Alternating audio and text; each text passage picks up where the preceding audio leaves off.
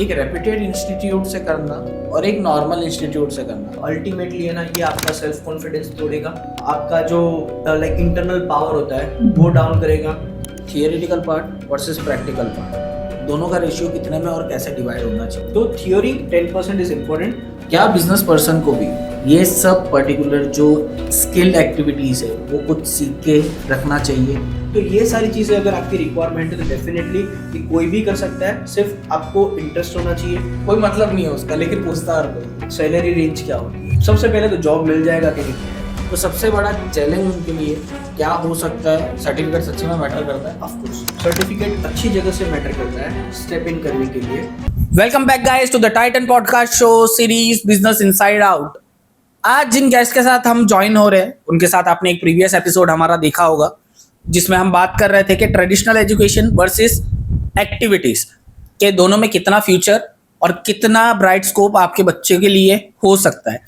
तो आज का हमारा जो पर्टिकुलर टॉपिक है वो इस चीज़ के ऊपर हम बातचीत करने वाले हैं कि एनिमेशन, वीएफएक्स या फिर आप फोटो एडिटिंग बोल लीजिए, वीडियो एडिटिंग बोल लीजिए, उसके अंदर अगर आपके बच्चे एंटर होते हैं या अगर आप खुद एंटर होने का प्लान कर रहे हो तो आपका फ्यूचर आप किस वे में लेके जा सकते हो और आपकी जो स्कोप ऑफ फ्यूचर है, स्कोप ऑफ सैलरी है, वो क्या हो सकती है।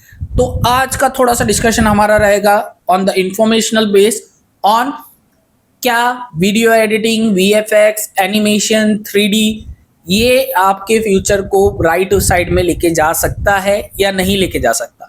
So let's welcome mister Mitul Shah, जो लास्ट 12-13 साल से इस फील्ड से रिलेटेड है। इस फील्ड में काफ़ी लोगों को गाइड कर रहे हैं, ट्रेन कर रहे हैं कि वो ये फील्ड के अंदर अपना अच्छा खासा फ्यूचर बना सकते हैं। एंड सेकेंडरी उनके काफ़ी बच्चे ऐसे हैं जो सीख के, बाहुबली का नाम आपने सुना होगा, तो बाहुबली मूवी के अंदर उन्होंने वर्क किया है। सो लेट्स डीप डाइव के किस हिसाब से VFX, animation, 3D and 2D graphics आपका फ्यूचर एक ब्राइटर साइड में लेके जा सकता है। So let's start this podcast, let's start this series and yes, don't forget to watch this video till the end. Welcome back sir to the Titan podcast show series business inside out. Last वाले में हमारी काफ़ी interesting बात हुई थी parents को लेके। अभी जो मेरे को आपसे पूछना है एक पर्टिकुलर सेकंड एस्पेक्ट जिसके ऊपर पेरेंट्स के डिसीजन टोटली डिपेंड करते हैं कि हाउ दे गाइड। सिंपली बोलने जाऊं, इंस्टीट्यूट। ठीक है, अब इंस्टीट्यूट्स वाले जो है वो जिस हिसाब से गाइड करते हैं, पेरेंट्स उसी हिसाब से समझ के सब कुछ करते हैं। अब प्रीवियस एपिसोड में आपने ये चीज बोली थी कि 1 साल, 2 साल, 3 साल के जो कोर्स होते हैं वो होते हैं 1 लाख, 2 लाख, 3 लाख, डिपेंडेंसी कि स्किल्ड बेस करना है, लीडरशिप बेस करना है या किस पे करना है। बट कई इंस्टीट्यूट्स ऐसी है जो क्रैश कोर्स करवा रहे हैं 3 महीने, 6 महीने, 6 महीने में एडवांस कोर्स बता रहे हैं वो लोग। अच्छा, एडवांस कोर्स। मैं बोला हाउ इज इट पॉसिबल कि प्रीमियर, आफ्टर इफेक्ट्स, वीएफएक्स सब 6 महीने के अंदर हो जाए। एंड ये लिटरली कैसा कि मेरे वहां पर जो पर्टिकुलर स्टाफ आया था ना, वो वहां से ट्रेन होके आया, उसको बताया तो बहुत कुछ कि ऐसा ऐसा ये सब होगा। वो बंदा मेरे यहाँ आके बोलता है सर वहां पे जितना नहीं सीखा उससे ज्यादा मैं आपके यहाँ पे सीख लिया। तो ये जो मिसलीड और मिसगाइड है वो पर्टिकुलर क्या रीजन है कि वो लोग ऐसा करते हैं? सर वो गलत नहीं है। आपने जो वर्ड बोला ना कि उसको बताया था, तो सही बात है। 3 महीने, 4 महीने, 6 महीने वो बता ही सकते हैं, सिखा नहीं सकते। Okay. तो students have to identify that कि आपको बताने वाले जगह पे जाना है कि सिखाने वाले जगह पे जाना है। एक होता है सीखना, एक होता है देखना। अगर सिर्फ मेरी क्यूरियोसिटी है देखने की, हाँ ये ग्रीन स्क्रीन के अंदर पूरा जो बैकड्रॉप हट जाता है, पूरा ये ब्लास्ट होता है, ये ट्रेन ऐसे ब्लास्ट हो जाती है, प्लेटफॉर्म पे ऐसा कुछ होता है, प्लेन क्रैश हो जाता है, तो ये रियल टाइम में कैसा होता होगा। तो सिर्फ ये क्यूरियोसिटी आपकी है और वो आपको जाएंगे 3 महीने, 6 महीने में आपको बता देंगे कि ये देखो ऐसा होता है, इसको ग्रीन स्क्रीन बोलते हैं, ये हटा, यहाँ से हट जाती है, यहाँ से ये हो जाता है, यहाँ से वो हो जाता है। तो आपको क्रैश कोर्स करना चाहिए। और एक्चुअली क्रैश कोर्स क्या होता है, बहुत सारे इंस्टीट्यूट्स में होते हैं crash course, but crash course are build for learners. कि बहुत सारी ऐसी इंस्टीट्यूट्स है कि जो अपग्रेडेड मॉड्यूल्स नहीं पढ़ाती है। तो जैसे कि मैंने आज सीखा, तो मैंने सिर्फ आज तक का सीखा, अगले 5 साल तक का नहीं सीखा।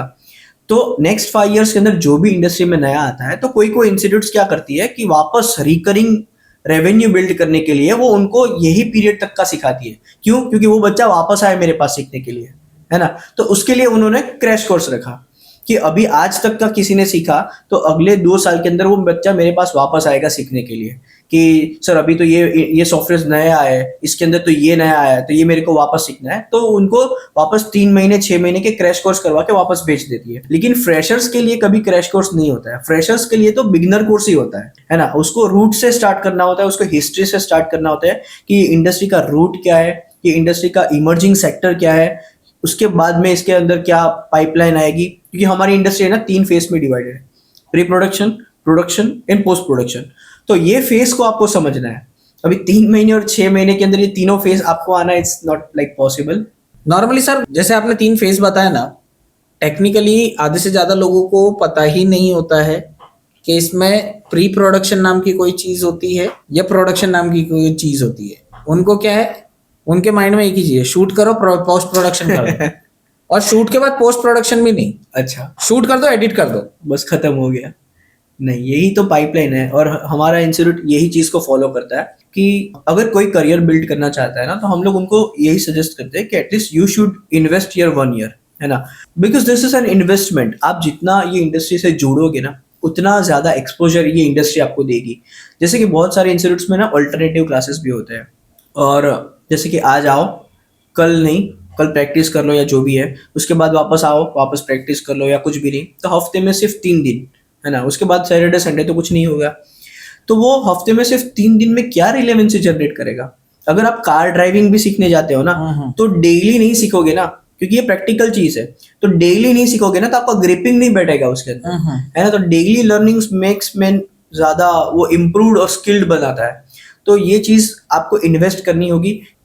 अभी सबसे बड़ा माइंड के अंदर बच्चों के ये क्वेश्चन होता है कि उन्हें सीखा इंस्टीट्यूट से, प्रैक्टिकल एक्सपीरियंस नहीं है। सो इंटर्नशिप उनके लिए एक अच्छा ऑप्शन है कि पहले जाओ, इंडस्ट्री की लर्निंग लो, कैसे अंदर होता है। क्योंकि एक इंस्टीट्यूट में अलग वे में वर्क होता है और एक आप जब कॉर्पोरेट सेक्टर ज्वाइन करते हो वो एक अलग वे में वर्क करता है। तो एज पर यू, आप जब गाइड करते हो, सिखाते हो, डू यू गाइड देम कि आप पहले जाके इंटर्नशिप करो, इंटर्नशिप से सीखो, उसके बाद आप लोग जॉब के लिए एक पर्टिकुलर प्रॉपर प्लेस पे अप्रोच करो जहां पे आपको बूस्ट अप मिल सके सैलरी में। करेक्ट। एक्चुअली हमारे यहाँ पे एक पैटर्न इस तरह से डिजाइन किया है, क्योंकि ये इतना बड़ा ग्रुप है और इंडस्ट्री में हर जगह पे इसका प्रेजेंस है। तो कोर्स करिकुलम से लेके हर चीज इतनी क्वालिफाइड वे में डिजाइन की है कि हमारे जो कोर्सेज चालू होते हैं ना, तो मीनवाइल हम लोग स्टूडेंट्स को लाइव प्रोजेक्ट्स देते हैं इन हाउस। क्योंकि डायरेक्टली अगर कोई जब इंटर्नशिप करेगा ना, तो वो कोई भी कंपनी के अंदर बर्डन काउंट होता है, क्योंकि उसको अपना कोई आर्टिस्ट को अलोकेट करना पड़ेगा उसको सिखाने के लिए, तो वो बर्डन काउंट करता है। So we don't like insist anyone to go directly for internship. हम लोग क्या करते हैं, जब उनका कोर्स चालू होता है तो हम लोग को लाइव प्रोजेक्ट्स देते हैं। दैट वुड आल्सो पेड, है ना। पेड अनपेड दोनों होते हैं। वेब सीरीज के ऊपर होता है, हॉलीवुड प्रोजेक्ट्स आता है, लाइव प्रोजेक्ट्स आता है, कॉमर्शियल शूट्स आते हैं। तो वो हम लोग उनको उनके क्राइटेरिया के हिसाब से देते हैं। जो जो मॉड्यूल्स कंप्लीट होते हैं उस हिसाब से हम लोग लाइव प्रोजेक्ट्स देते हैं, ताकि उनको लाइव फाइल्स पे काम करने का पता चले। हमारे फैकल्टीज फुल टाइम वहाँ पे अवेलेबल होते हैं उनको प्रॉपरली गाइड करने के लिए कि ये तू सही जगह सेव कर रहा है नहीं कर रहा है। बहुत सारे स्टूडेंट्स को एक्सटेंशन नहीं पता होता है, तो हर चीज पहले वो सीख लेता है। At the end of the course we suggest them to go in a different reputed organisations for their internship. और वो भी पेड भी होती है, अनपेड भी होती है। मेजोरिटी पेड देते हैं वो लोग। उसका रीजन है कि ये लोग फिर है ना प्रॉपर ट्रेंड होके जाता है। इंटर्नशिप जब कंपनी में करते हैं ना, स्पेसिफिकली हमारे इंस्टीट्यूट से, तो वो लोग जो है रिक्रूटर्स, जो भी कंपनी है, they are very clear with their mindset कि यहाँ से ये बंदा आया है ना, तो दैट मीन्स कि उसको मेरे को ज्यादा ट्रेन करने की जरूरत नहीं है, ही इज ऑलमोस्ट रेडी। अभी सिर्फ वो प्रैक्टिकल एक्सपोजर लेने आया है इधर कि अभी मेरे को फ्लो कैसे जाना है। सो वो फ्लो कैसे जाता है, वो डेडलाइन कैसी होती है, वो प्रेशर कैसे होता है, ये सिर्फ माइंडसेट सेट करने के लिए हम लोग उनको इंटर्नशिप्स के लिए भेजते हैं। बाकी टिल डेट तक का प्रोडक्ट तो हम लोग ही रेडी कर देते हैं। कई एक इंस्टीट्यूट ऐसी होती है जिनके वहां से, जैसे अभी अपने ने बात किया, कुछ एक इंस्टीट्यूट क्रैश कोर्स करवा रही है, 6 महीने में एडवांस कोर्स हो जा रहा है, तो वो पर्टिकुलर इंस्टीट्यूट से निकलने के बाद कहीं भी इंटर्नशिप एक क्या मायने रखती है अगर कोई बच्चा निकला है, क्योंकि एक रेप्यूटेड इंस्टीट्यूट से करना हाँ, और एक नॉर्मल इंस्टीट्यूट से करना, इट्स अ वास्ट डिफरेंस। देखो नॉर्मल इंस्टीट्यूट या क्रैश कोर्स करने के बाद डायरेक्टली इंस्टीट्यूट से इंटर्नशिप पे जाना, मैं ऐसा बोलूंगा कि अल्टीमेटली है ना, ये आपका सेल्फ कॉन्फिडेंस तोड़ेगा। दूसरा, आपका जो लाइक इंटरनल पावर होता है वो डाउन करेगा।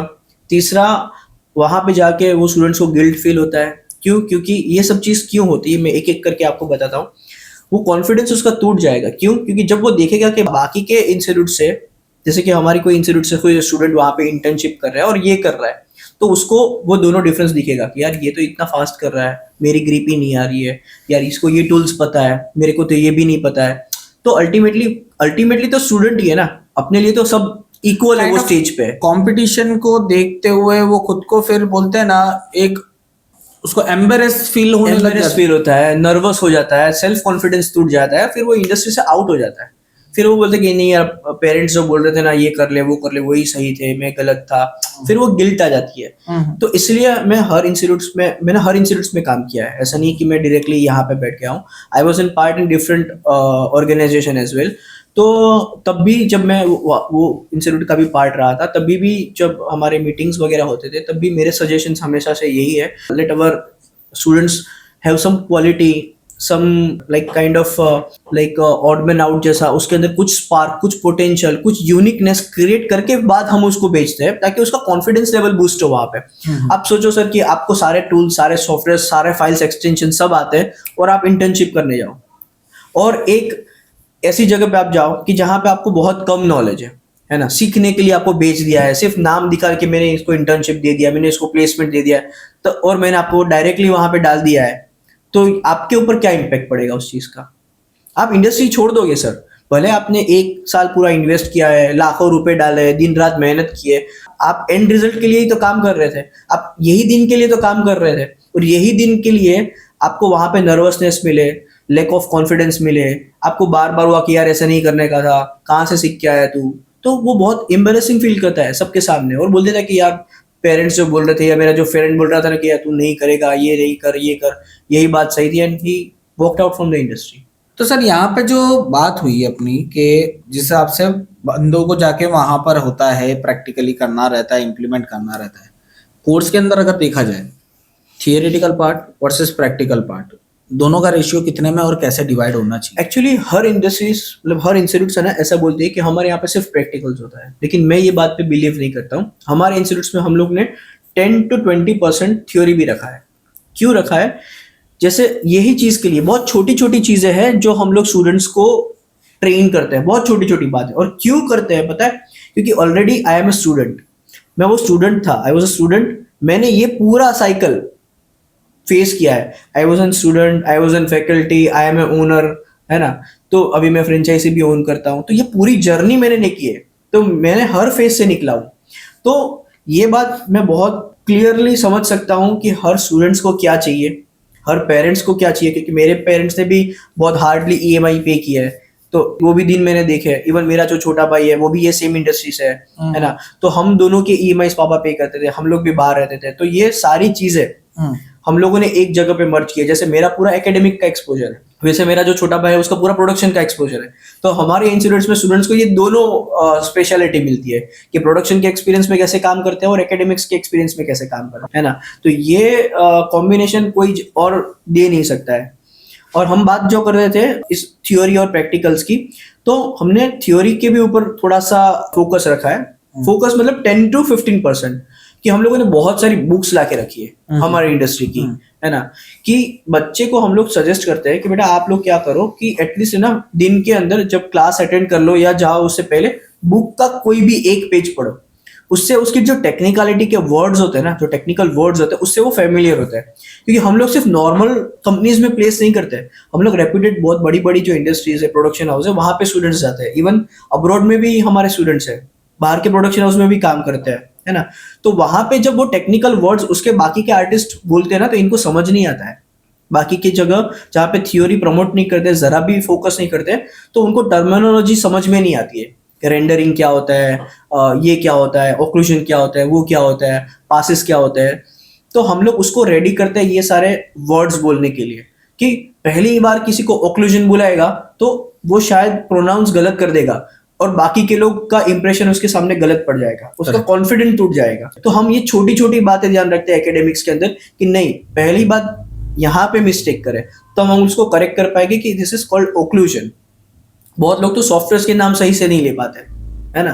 तो सिर्फ और सिर्फ बिठा दो, कोर्स कंप्लीट करा दो, जॉब लगा दो, इट्स नॉट अ वे, है ना। वहां पे वो एक बार उसको जॉब दिला देगा, लेकिन जो कंटिन्यूसली ग्रोथ है, जो कंटिन्यूसली जो सस्टेनेबिलिटी है, वो टूट जाती है फिर। तो थियोरी 10% इज इंपॉर्टेंट, ताकि वो टर्मिनोलॉजी से, टेक्निकल चीजों से, टेक्निकलिटीज से वो फेमिलियर हो जाए, एंड बाकी 90% we are 100% on practicals. Apart from students, ठीक है, just let us leave the students apart, क्या एनिमेशन, वीएफएक्स और ये जो कोर्स है वो सिर्फ और सिर्फ जो नए या फिर अपकमिंग जनरेशन है उनके लिए है, या पर्टिकुलर जो बिजनेस पर्सन है, as you are into business consulting too, क्या बिजनेस पर्सन को भी ये सब पर्टिकुलर जो स्किल्ड एक्टिविटीज है वो कुछ सीख के रखना चाहिए?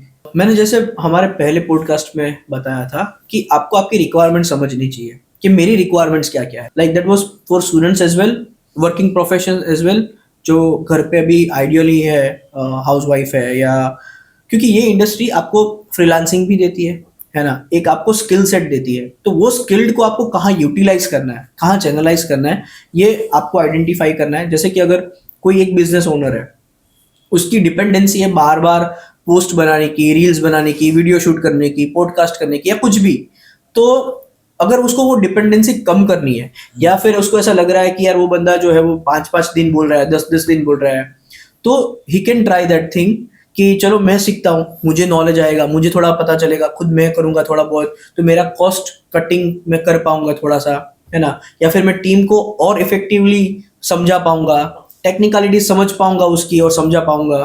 तो ये सारी चीजें अगर आपकी रिक्वायरमेंट है तो डेफिनेटली कि कोई भी कर सकता है, सिर्फ आपको इंटरेस्ट होना चाहिए, आपकी क्यूरियोसिटी होनी चाहिए, और आपकी जो भी रिक्वायरमेंट्स या नीड्स है वो फुलफिल होना चाहिए। कि करंटली सर कैसा होता है कि जब अब when I teach about social media management and marketing, ठीक है, उसमें कई एक बिजनेस पर्सन भी आते हैं।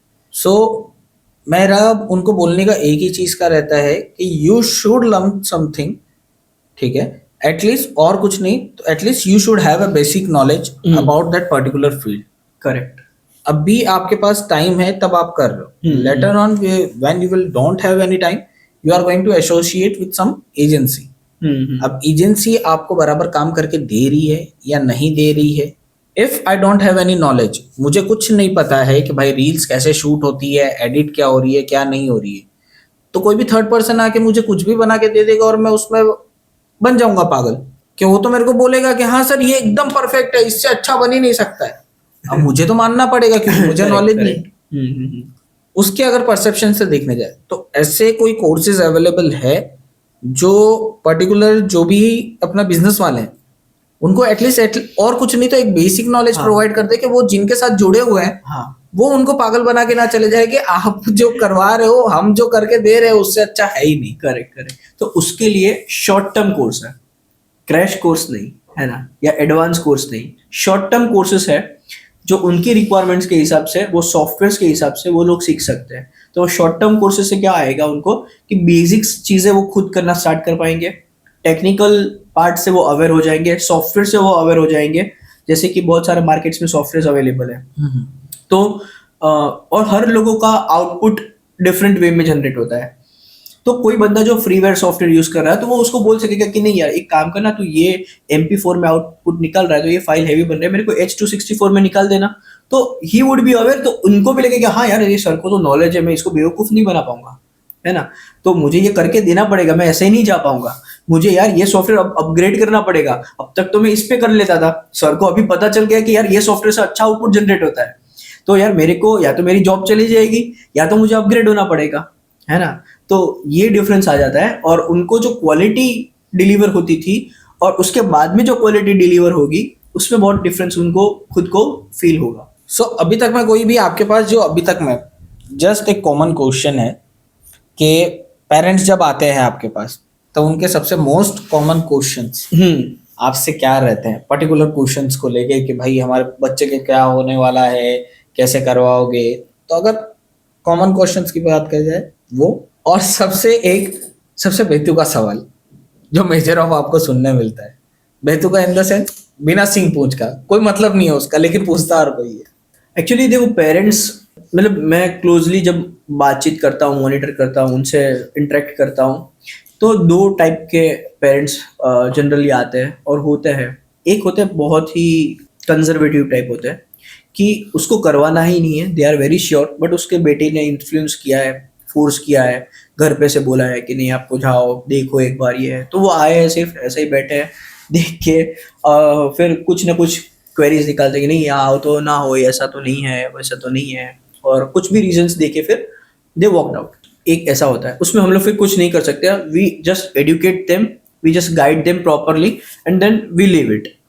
दूसरे पेरेंट्स जेन्यूनली जानना चाहते हैं कि सर मेरे को कुछ चीज़ें जाननी है, जैसे कि मेरा बेटा या मेरी बेटी का करियर का सवाल है, ये उसका फ्यूचर है पूरा, तो इसके अंदर उसको क्या क्या चैलेंजेस आएगी, क्योंकि बाप हमेशा चैलेंजेस की बातें करेगा, है ना, वो फेम की बातें कम करेगा, उसको पता है कि वो तो करेगा, है ना, लेकिन पहले वो बोलेगा यार मेरे को ये जानना है कि मेरा बेटा फंसने वाला कहाँ कहाँ है या मेरी बेटी फंसने वाली कहाँ कहाँ है ना। तो वो हमेशा चैलेंजेस की बातें करेगी, सर सैलरी रेंज क्या होती है, सबसे पहले तो जॉब मिल जाएगा कि नहीं मिल जाएगा। तो मैं उनको बहुत प्रैक्टिकली जवाब देता हूँ, बहुत सेटिस्फाइड वे में जवाब देता हूँ, और उनको पता चल जाता है कि हाँ ये बात सही है। We use Google for that, हम लोग हमारा कुछ नहीं दिखाते हैं, ठीक है। सो विद दैट एनालिसिस हम लोग उसको यहाँ पे सॉल्यूशन देते हैं। उसके बाद सर ये कर पाएगा कि नहीं कर पाएगा, है ना। अब ये हमारे लिए भी चैलेंजिंग पार्ट है, क्योंकि हमें उनको कमिटमेंट देना है ना, किसी के करियर की जिम्मेदारी लेनी है। तो उसके लिए we serve them a demo class कि sir let them like check this thing first, क्योंकि आपको डाउट है तो हमको तो 100% डाउट है कि होगा कि नहीं होगा। देन वी सजेस्ट देम कि चलो सर एक डेमो क्लास हम लोग को लेने दो। तो क्या होता है कि डेमो क्लास में सिर्फ स्टूडेंट्स जज नहीं करता है, फैकल्टीज आल्सो जजिंग कि भाई इसकी कैपेसिटी है और किधर तक की है। विद दैट डेमो क्लास हम फिर पेरेंट्स को बोलते हैं कि सर यस ये कर लेगा, डोंट वरी फॉर दैट। तो यहाँ से ये दूसरा सवाल का उसका जो भी क्वेरी है ये हम लोग सॉल्व करते हैं। थर्ड पार्ट आता है उनका फाइनेंशियल, बराबर है, चलो सर जॉब भी लग जाएगी, ये कर भी लेगा, अभी फाइनेंस पार्ट कैसा मेरे को मैनेज करना पड़ेगा। तो जनरली सॉफ्टवेयर जो है वो चार्जेबल्स होते हैं, फैकल्टीज के चार्जिंग होते हैं, मतलब पेड सारी चीज़ें, और we keep very ethical faculties, high trained faculties, तो उनका एक सैलरी रेंज अलग होता है। उनको हर चीज़ की इक्विपमेंट्स की जो रिक्वायरमेंट होती है, जैसे कि बाकी सब जगह पे है ना, सिर्फ सिखाने के लिए, मैंने बोला ना, ये जैसे आपने एडवांस कोर्स वगैरह सिर्फ बता दिया था, तो बताने के लिए होता है, हम लोग के यहाँ पे सब सिखाने के लिए होता है। तो we have all the gadgets like all the devices. जब फोटोशॉप होता है ना तो उसके अंदर डिजिटल पेंटिंग, मेट पेंटिंग, ये सब चीज़ है। तो we have kept different type of pen tabs in our institute, है ना, ताकि स्टूडेंट्स को लेना नहीं पड़ता है वो चीज़, वो खुद वहाँ पे प्रैक्टिकल करके देखता है, ताकि जब इंडस्ट्री में जाए तो उसको घबराहट ना हो, यार अब मैं ये पेन कैसे पकड़ूंगा, है ना। They are very used to with all this gadgets, है ना। उसके बाद में जैसे कि 3D प्रिंटर्स, तो जब कोई 3D का अपना खुद का मॉडल बनाता है, we have 3D printers in our institutes, तो वो खुद के 3D प्रिंट्स निकाल के देख सकते हैं, यस, और उसको पता है कि 3D प्रिंटर कैसे चलाने का है। मैं चैलेंज करता हूँ कि हमारे इंडस्ट्री के अंदर 90% ऑफ स्टूडेंट्स जो 3D में काम करते हैं, they are not aware with operating of any 3D printers. Major of sir ये पता भी नहीं है कि 3D प्रिंटर नाम की चीज आती भी है, हाँ। और कुछ एक को तो अगर ये पता है तो उन लोगों को ये नहीं मालूम है कि खरीदा कहाँ से जाता। सर उसकी गलती उनकी नहीं है ना, उसकी गलती नहीं है, उनके मेंटर्स की गलती है कि उनको ये सारे प्रैक्टिकल्स उनको बताया गया है, सिखाया नहीं गया है ना। बताना और सिखाने में यही डिफरेंस है। हम लोग सिखाते हैं हर बार कि ये प्रिंटर है, इसको ऑपरेट करो, इसके अंदर कौन सी फाइल्स एक्सपोर्ट होती है, इंपोर्ट होती है, ये जानो, रिले कैसे चेंज करते हैं, रिले कौन सी डाली जाती है, कैसे डाली जाती है, अपने मॉडल्स वहां से कैसे एक्सपोर्ट किया जाता है, क्या उसकी टाइमलाइन होती है, क्या उसका फ्रेमिंग होता है, क्या उसका फ्रेम रेट्स होता है, वो हर प्रैक्टिकल चीज सिखाने के बाद वो खुद बंदा उसके ऊपर काम करता है। उसके बाद गेमिंग के ऊपर जाता है तो AR VR के डिवाइस है ना, मेटाक्विज के डिवाइस आते हैं, we have kept all that devices with our institute. कि हर स्टूडेंट्स इसको प्रैक्टिकली चेक करे कि मेरा जो भी गेम बनाया है फिर ये है वो कैसे पहनते हैं, इसको कैसे ऑपरेट करते हैं। अब डायरेक्टली मैं किसी को इंटर्नशिप के भेज दूं किसी आर्किटेक्चर के वहां पे वॉक थ्रू बनाने के लिए और उसको बोले कि चल अब ये सेट करके दिखा, क्या करेगा वो बंदा, है ना। और अगर यहाँ पे हर चीज उसने सीखी है, देखी है, यूज की है, यूज टू है, तो वो वहां पे जाके गाइड करेगा 5 को, नहीं तू ये गलत कर रहा है, ऐसे पहन ऐसे पहन। उसका कॉन्फिडेंस लेवल बिल्ड होता है उससे कि यार कितना मस्त आता है मेरे को, और वो हमेशा खुश रहेगा। और जब वो खुश होगा तो आर्टिस्टिक स्किल जो है ना उसकी और एनहांस करेगी। तो कहीं ना कहीं सर आपको ऐसा नहीं लगता है कि एक जब आर्टिस्टिक स्किल्स की बात करते हैं अभी के टाइम के अंदर, बोलते हैं ना टेंशन किल्स क्रिएटिविटी, ठीक है, आप स्ट्रेस में हो, आप टेंशन में हो, डिप्रेशन में हो, वो कहीं ना कहीं आपकी क्रिएटिविटी को खत्म कर इफेक्ट करता है, करेक्ट। तो जो क्रिएटिव फील्ड में है उनके लिए पर्टिकुलर आपकी तरफ से क्या गाइडेंस है कि अगर उनको अपनी क्रिएटिविटी बरकरार रखनी है, so how should they face the challenges they are having in their life और इन देयर करियर? एक्चुअली आप कभी मेरे इंस्टीट्यूट पे आना, आपको जितने भी स्टूडेंट्स होंगे ना वो कोई भी है ना टेंशन में नहीं लगेंगे, क्योंकि हम लोग है ना जैसे वो अंदर आते हैं ना वहाँ का कल्चर, वहाँ का एनवायरनमेंट, वहाँ के फैकल्टीज, वहाँ का एम्बियंस, वहाँ के वाइब्स वैसे ही रखते हैं ना कि वो हर चीज़ दूर के बाहर ही छोड़ के आता है। हमारे फैकल्टीज और स्टूडेंट्स के बीच में हम लोगों ने एक ज़रा भी थीन लाइन नहीं रखी है ना। बहुत ही वो लोग फ्रेंडली काम करते हैं, ग्रुप एटमोसफियर ऐसा होता है। एक्चुअली उसको जो सीखना था, जो करना था, वो करेक्ट जगह पे है ना। तो ये सब चीज़ों से वो हमेशा के लिए वो हमेशा दूर रहता है। उसके अलावा भी हमारे यहाँ पे एवरी सैटरडे अलग अलग एक्टिविटीज़ होती है, उनकी क्रिएटिविटी जो उसका नर्चरिंग लेवल है, उसका जो इग्नाइट है, उसको एम्पावर करने के लिए हमारे इंस्टीट्यूट है वो, जैसे मैंने आपको बताया कि वो हर इंडस्ट्री में उसका प्रेजेंस है, OTT प्लेटफॉर्म पे, टीवी चैनल्स पे। तो उन लोग के पास पूरे ये प्रैक्टिकल नॉलेज है, क्योंकि चलो ये तो हमारे इंस्टीट्यूट्स है हर जगह पे इंडिया में अलग अलग सेगमेंट्स में, हर सिटीज के अंदर, लेकिन वहां पे तो उनको प्रोडक्ट डिलीवर करना है प्रोडक्शन हाउस के अंदर। तो वहां की क्रिएटिविटी, वहां का स्ट्रेस लेवल, वहां की डेडलाइन, वहां का प्रेशर उनको हैंडल करना और डिफिकल्ट पड़ता है। बीइंग एज एन स्टूडेंट वहां पे ज्यादा होती है।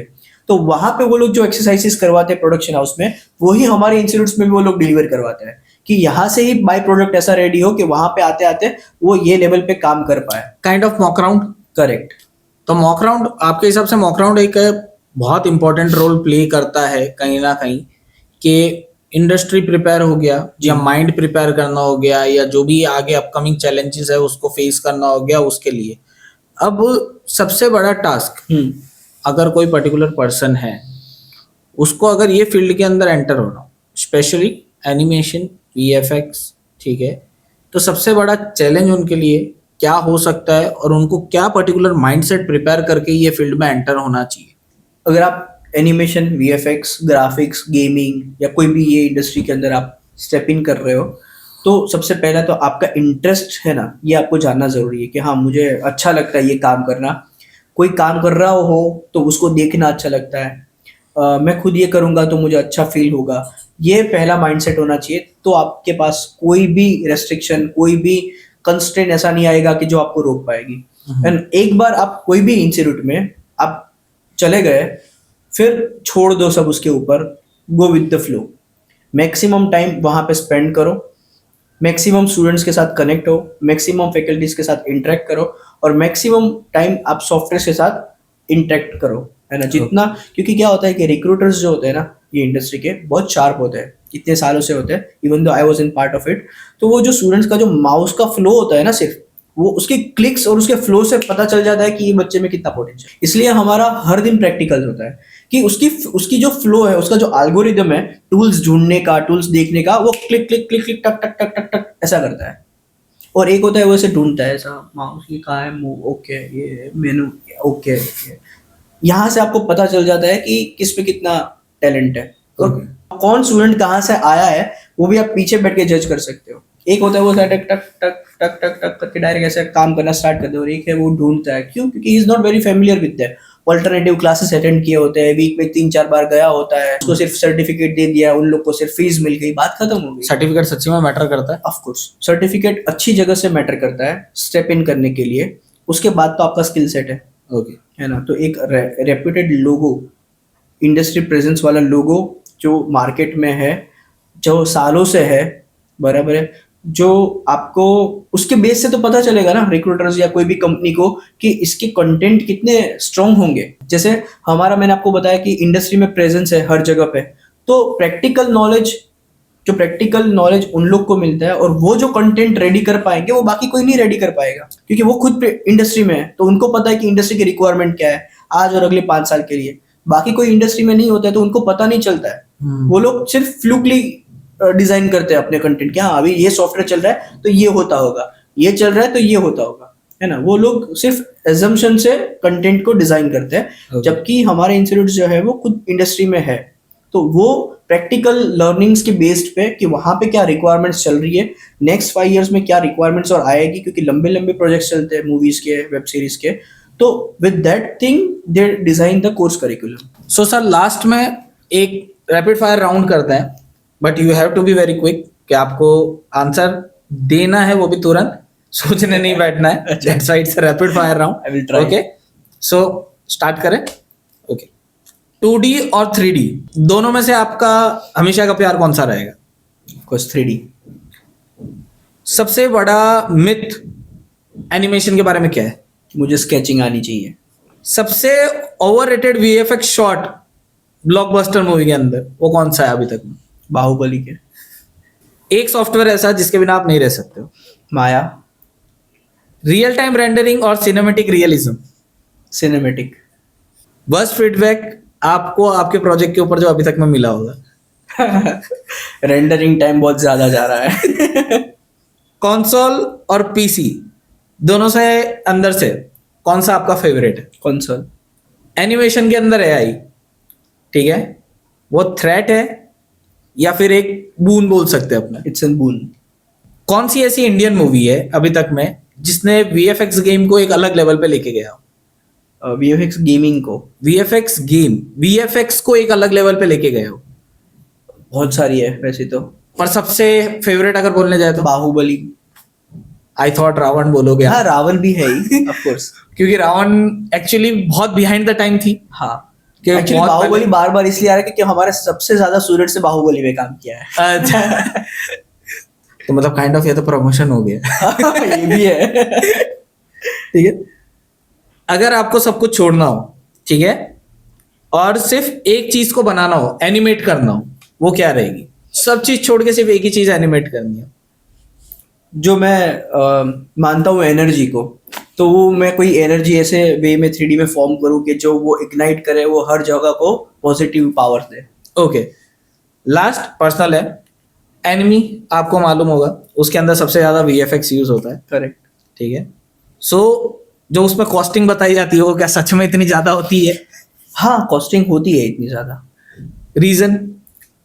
आर्टिस्टिक जो लोग हैं उनकी सैलरीज जो है वो हर चीज उनको पे करना, क्योंकि ये सैलरी स्केल बहुत ज्यादा होती है आर्टिस्ट की। हम लोग Okay. ऐसा मानते हैं कि 15,000, 20,000, 25,000 it's not an real salary. जब वो 1 या 2 साल इंडस्ट्री में कवर करता है, so you can't imagine the salary of the artist. कितनी हो सकती है? कितनी भी हो सकती है। अच्छा, हाँ. मतलब It's not like- lower limit तो छोड़ दो, अपर लिमिट कोई नहीं है। नहीं है। Okay, This is your individual strokes. Okay. This is individual you.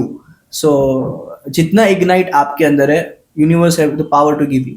Okay, so thank you sir once Thank again for joining us in this episode. Thank you.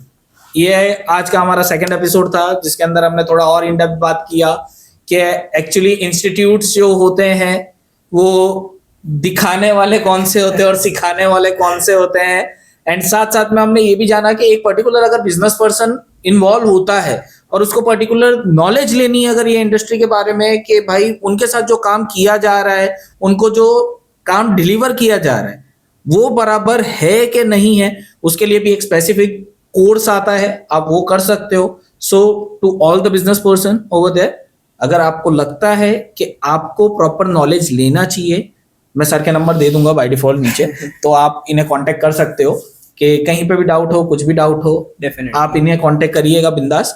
And कहीं पे भी आपको ये पर्टिकुलर एपिसोड में क्वेरीज हो तो comment box में जरूर ड्रॉप करिएगा। नेक्स्ट एपिसोड हम सर के साथ और लेके आने वाले हैं, उसके अंदर हम और इंटरेस्टिंग बातें करेंगे और आपकी जो जो क्वेश्चंस रहेंगे हम उनको सॉल्व करने की भी ट्राई करेंगे। सो Thank you, sir, Thank for you. joining us in this Thank you. episode. And thank you, guys. See you in the next episode.